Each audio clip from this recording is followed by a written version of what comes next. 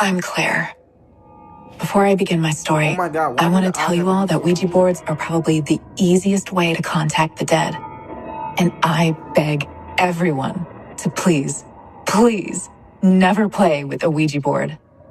When I was 17, a junior in high school, a friend of mine named Alice told me that she had a Ouija board, which she got as a joke from a country fair. She claimed that it always worked when she played it with her other friends. So one day, we decided to have a sleepover at her place, just to try it out for fun. No. Being into the paranormal and having almost no paranormal experiences behind my belt, I was pretty damn excited. Apart from me and Alice, her 15-year-old sister Reagan also joined us that night, which wasn't the plan, though. Guys, Alice's parents were out to attend some dinner party, so it was just the three of us in the big house. This is the perfect time to tell you After finishing dinner, we sat down in Alice's room. Alice placed the Ouija board in the middle, and just then, the power cut happened. It gave me goosebumps. What are the odds? This is extremely dangerous. I hope this isn't a prank, Alice. Reagan got up and looked outside the window. Seems like only our house doesn't have electricity. That's weird. I'll light the candles. We have to wait for Dad to come home so he can fix this. Okay, I'll help you. Alice and Reagan lit up candles around the room and placed one to get a clear view of the Ouija board. We placed our fingers on the wooden heart-shaped cursor, and Alice asked the first question. I'll tell you about it at the end of the video. Is there any spirit with us right now? Without wasting a single second, the cursor moved to yes. I panicked. I didn't move the cursor, and from what I could tell, Alice and Reagan's fingers were barely on it. The cursor seemed to come alive and move literally on its own. My eyes widened in fear, but Alice calmed me down, saying, "It's okay. Ask the questions." It's not. What is your name? Yeah, what's your name? The cursor moved to John. Ah! All of a sudden, Reagan screamed, and her hands began to shake. Fear turned her face completely pale, and before we could understand what happened, she grabbed my arm tightly and brought her face extremely close to mine. Her eyes were all white, and she began whispering gibberish in a freakish way while staring at me. "Get off me! Get off me!" I screamed and somehow freed myself from Reagan's tight grasp. She put her claw-like hands on the floor, and her face became distorted, like she was trying her best to fight something inside her. Her demeanor changed drastically. She began growling like some wild animal and was taking deep breaths, heavy with aggression.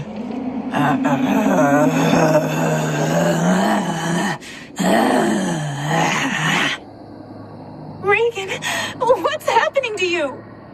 Please, do something! Reagan started rocking back and forth, sitting on the floor, and continued making distorted noises. It was straight out of some horror movie. Alice realized the situation was getting out of hand. "Hold my hand, now!" I'm calling out to John. "John, you must leave us. Goodbye." Say it with me, Claire. "Goodbye, John. Goodbye, John." We both began screaming goodbye to the spirit. I noticed that Reagan was somehow calming down. Her breathing got normal, and then she fainted on the floor. The power came back right at that moment, and the candles blew out on their own, as if someone extinguished them on their way out. Once the light hit the room, we discovered that Reagan had wet herself. Alice and I sprinkled cold water on her face and somehow woke her up. After waking up, she didn't say a single word and went straight to the washroom. I knocked on the bathroom door repeatedly. I was worried if Reagan felt all right. Alice asked, "Reagan, are you okay? Come on, let us in." But she didn't open the door for half an hour straight. When she came out, we were shocked to see her face. She had bruises all over her face as if she was beaten up badly. Her eyes were blood red like she hadn't slept for weeks. No, it's like she was on Oh my God. I'm going to bed. That's the only sentence that came out of her mouth that night. Alice and I couldn't ask her any further questions. The next morning, I might we be went to late her for the room rest and of the found her video, y'all. standing outside the window, staring at the streets. Reagan? How are you feeling now? Fine, she replied, without turning her face towards us. I've been meaning to ask you, do you know any John? That's when she turned back at us in one swift motion. Her eyes were wide. A slow, eerie grin appeared on her face. What? Say something! Did next still scares me too much to sleep. She sat down on the floor like a four-legged animal and sniffed the air like a dog. I better take a shower. I still smell like piss. And then crawled to the bathroom like a baby. That was the last time I went to Alice's house. A few days later, I heard Reagan was suffering from a high fever. Her body was filled with red rashes and her tongue turned black. Alice skipped school for weeks as her family got more worried about Reagan's worsening situation. A month after the Ouija board incident, we were sitting in our class when the principal informed us that Reagan Miller had taken her own life by hanging herself in the house cellar. All the students and school authorities attended Reagan's funeral at our local church. I was standing beside a group of teenagers when I overheard their conversation. Isn't it creepy that Reagan killed herself the same way John did? As soon as I heard the name John, I knew I had to talk to them. So I approached them and asked, "Who's John?" What they told me still scares me from sleep. John used to be a 30-year-old man who worked in the school cafeteria. He liked Reagan, and one time even tried to flirt with her. But Reagan threatened him that if he ever came near her, she would report him to the principal. 3 days after that, John hung himself in his cellar. I still can't wrap my head around this spooky incident. Was it really some dead person's soul that possessed Reagan to make her take her own life? Or was it Reagan's troubled mind that secretly blamed herself for John's death and decided to put an end to her grieving conscience? What do you think? Hey guys, I hope you're enjoying the video. If so, please leave a like. And also, a small percentage of people that watch my videos are actually subscribed. If you want to support this channel and make this channel reach the 1 million mark, please consider subscribing. It's free and you can change your mind later. Enjoy. Going away from the camera. All right. Being born in a poor neighborhood is not easy. I don't have any water You have this to time. experience all sorts of things that would not happen in a wealthier neighborhood. Among all those things, insecurity can be one of the most important issues. It may sound horrible, but you're used to being robbed, to losing what little you have. We know it's a fact of life, and we accept These it. kind of animations But that scare me night, a lot. something different happened. That night, we explored firsthand the world of madness and limitless cruelty. And although nothing material was stolen from us, my family and I lost something inside us, something we can never get back. That same day, my husband had gotten a job, so we were able to buy ice cream for the kids. They hadn't had dessert in a long time. We were all watching TV as a family when all of a sudden, the power went out.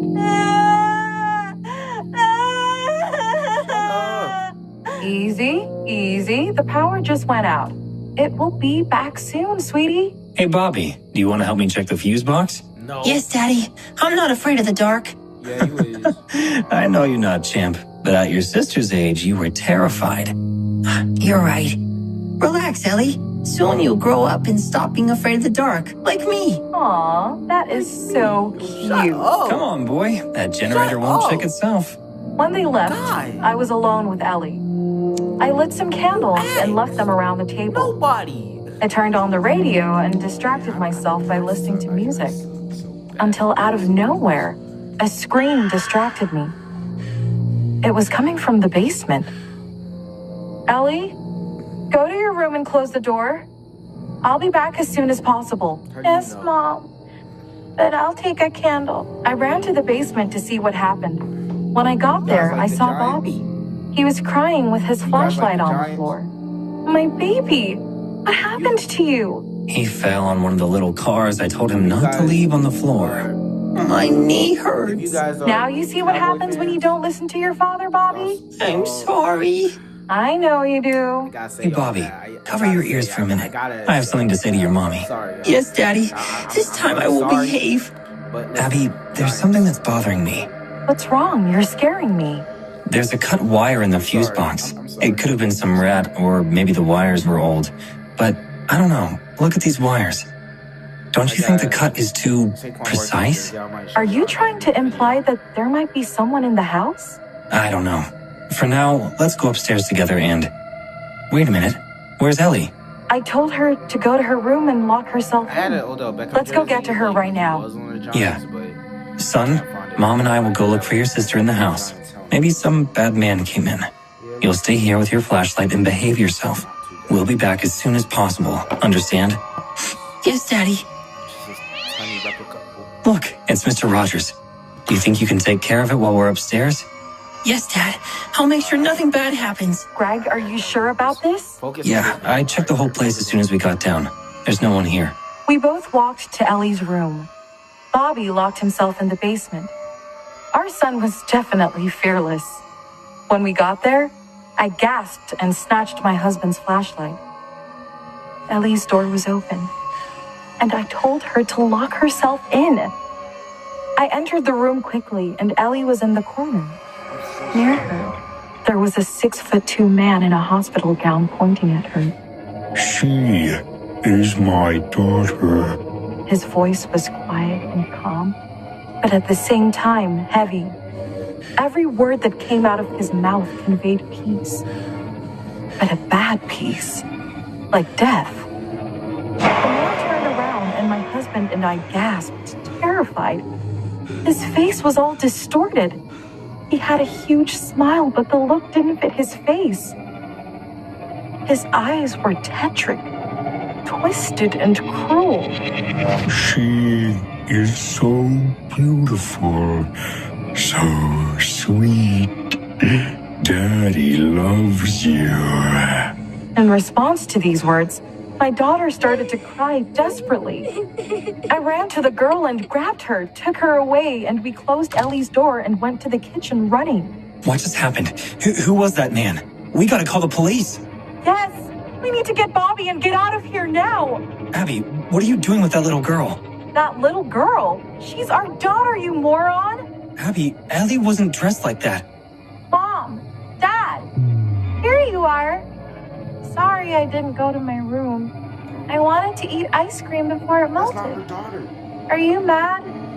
Abby, who do you have in your hands? I slowly ducked my head and face and looked down. In my arms was not Ellie, but a little girl with one eye.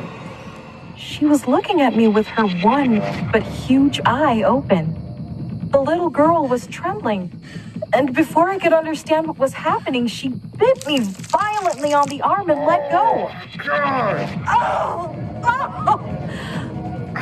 The girl fell down on all fours, and after looking at us all like a wild animal, she went out the kitchen door. It may be scary, but I wanted to follow her. She was just a child. Abby, where are you going? She's just a kid. She's scared. When I opened the door, the man from before was standing in front of me. Without letting me react, he grabbed me by the hair and dragged me into Ellie's room. My husband and daughter ran in my direction, but this person locked the door with a piece of furniture. Immediately, without saying a word to me, he jumped up next to me and started biting my face. His daughter, who was under Ellie's bed, quickly jumped out from under the bed and also started biting me, but my legs... Before you try to fight back. Please help me! I thought I was going to die, devoured by that horrendous family. But after a lot of effort, Greg managed to open the door and kicked away the man who was attacking me. As a reflex action, the girl also backed away. My husband grabbed me and pulled me out before the man could jump back in, and I managed to close the door on him. As they both tried to get out of the room, Greg and I held the door, and Ellie, who didn't understand what was going on but wanted to help, put small boxes on the door to block it. After a few seconds, we heard a noise at the window, and the banging stopped. I opened the door as Greg ran to get Bobby, and the room was empty. They had both gone out the window. I went to the hospital to get my wounds treated while Greg went to the police station. Greg came in furious. He told me that when he said what neighborhood he was from, they ignored him and told him if he doesn't want insecurity, to move out of there. When we got back to my house, Greg had already fixed the light. I turned on the TV and found a familiar face. The man had been captured. They started talking about him and explained how he was a psychiatric patient who escaped during a storm. A short time later, he was seen breaking into his ex-partner's house and stealing her daughter, who was just a little baby. Nobody knew the whereabouts of both people, but it was said that the man had resorted to cannibalism. There is something strange here. Where's the girl? What was that?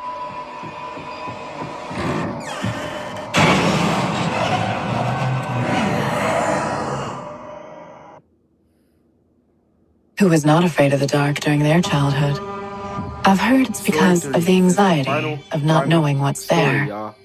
But in my case, I knew exactly what was in the darkness, which haunts me to this day. When I was a child, for a long time I was the youngest in my whole family, since my parents had me being a little older than usual. Why I'm looking up so a lot, I grew up playing alone between my friends are texting me, so shy, reserved, and lonely girl. I'll come back to them later. Kathy! Yes, Mommy?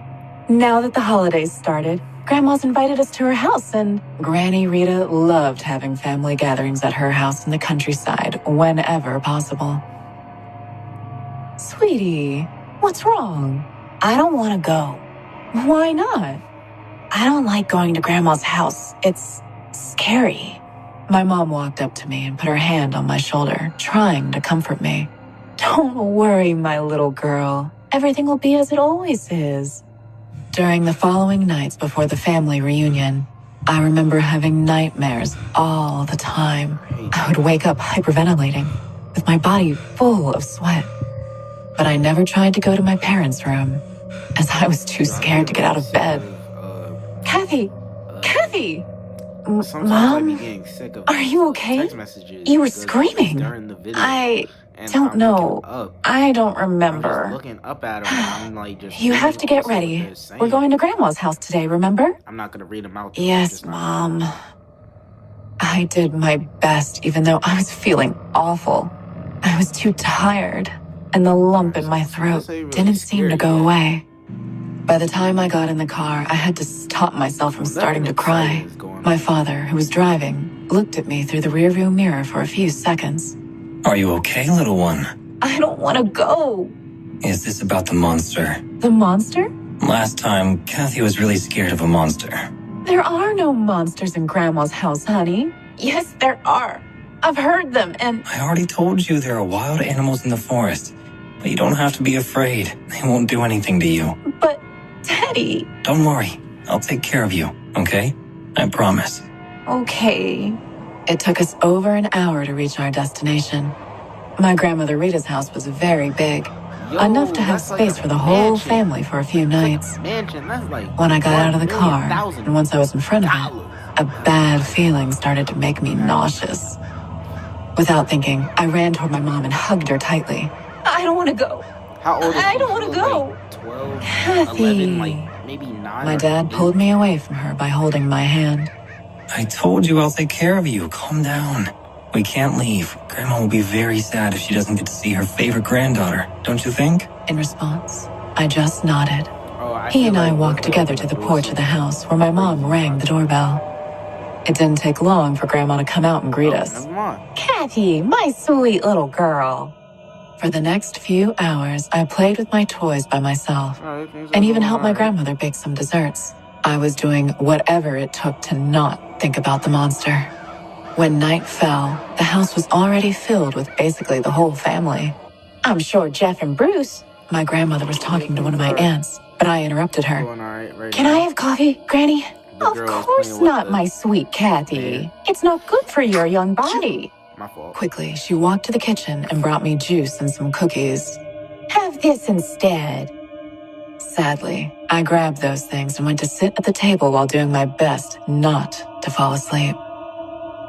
Kathy, what are you doing sleeping here? I'll take you to a bedroom. No, the monster. I'll leave the light on, okay? So the monster won't get close. My dad turned on the lamp. I lay down on the bed. He didn't take long to cover me with the blanket and give me a kiss on the forehead. I know this Everything is a will be cartoon. fine. I know this Monsters is animation, only but appear in the dark. I really can't blame Once my dad left the room and closed the door, I do that I a lot. stared at the ceiling. I don't really do that. I remember thinking he was I right. used to sleep with lights on. The monster had never appeared during the day, so I relaxed and slowly began to close my eyes. But all of a sudden, everything went dark. No! Dad! Dad! The monster! Dad! I began to look from one side of the room to the other, trembling as I waited for my dad or mom to arrive. At one point, I heard a creak. It was the door opening slowly. Dad? I stared at the space between the door and the outside, looking for a sign that it was him. But instead of what I expected, red eyes suddenly appeared. They were glowing in the midst of the darkness. There wasn't much I could tell due to the lack of light, but I knew it was the monster. Please, go away. Instead of leaving, I clearly heard his footsteps as he entered the room. I didn't think the situation could get any worse until the door creaked again, and I saw another pair of glowing eyes. At that point, my breathing started to get so loud that I had to cover my mouth with one hand while pulling the blanket over myself with the other. It never worked, but there was nothing else I could do. From one moment to another, I felt a strong blow on the bed. Ah! One of the two monsters had dug its claws near my foot. He was very close to me. Stop! For an instant, all was silent. I thought it was over when I heard him again. What are you trying to do, pathetic girl? As the monster spoke, its voice was getting further away from me. I want to hear you cry. It's like food to me.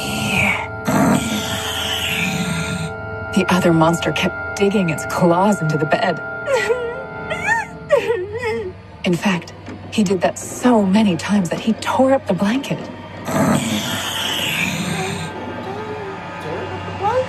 In the blink of an eye, what was left of the blanket had fallen to the floor. That's when I saw it. One of them, the biggest, was right next to me, with an expression as if he was extremely hungry and desperate. My crying seemed to truly be like food for him, but I couldn't even make a sound, as I was frozen like a statue. If you don't cry, we'll have to hurt you. I started crying as soon as I felt the other one, the tallest, moving its sharp claws on my foot. Please. I saw their bodies as dark as a shadow, covered in fur and scales before closing my eyes. But as suddenly as they had gone out, the lights came on. I stopped breathing for a moment when it hit me. They had the faces of my cousins, Jeff and Bruce. Finding out what those monsters really were wasn't much better, since I realized that in reality, there is something worse than creatures with claws and fangs. Sick people who feed on the suffering of others. That's why, since then, there is nothing that haunts me more than the memory of the psychopathic expressions of my cousins.